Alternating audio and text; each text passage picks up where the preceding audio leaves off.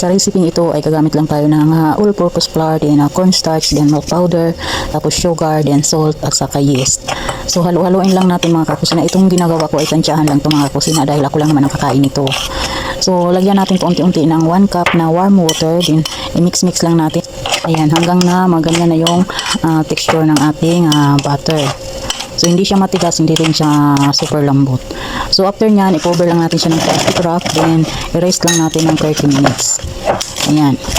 So habang nag-rest tayo ng 30 minutes, gagawa tayo ng sugar syrup. So dito kakailanganin lang natin ng 2 cups na water, then 1 cup ng white sugar. Tapos gagamit ako dito ng cardamom seeds, tapos salt. Ayan. So tansyahan lang din itong ginagawa ko mga kakusina. Din nilagyan ko siya ng lemon juice. Squeeze lang ng lemon. Then lagyan natin siya ng honey. Ayan, para sweet na sweet siya. So antayin lang natin na kumulo yung ating sugar syrup. Ayan, halu-haluin lang natin mga kakusina hanggang matunaw yung sugar. At ayan na nga, kumulo na siya. So ayan, huwag na natin hintayin na lumapot pa siya.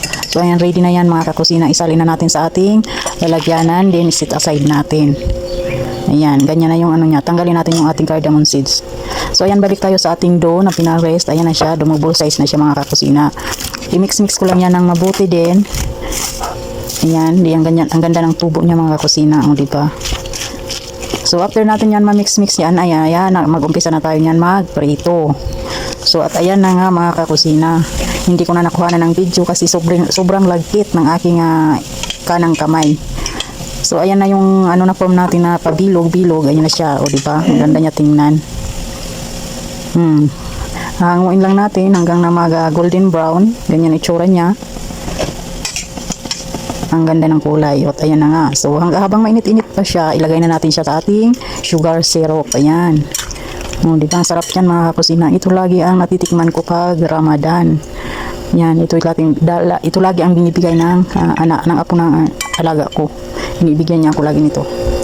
So ayan, tikman natin. So sobrang crunchy niya mga kakusina at matamis. Ito ang tinatawag nilang Arabic sweet balls or gimat.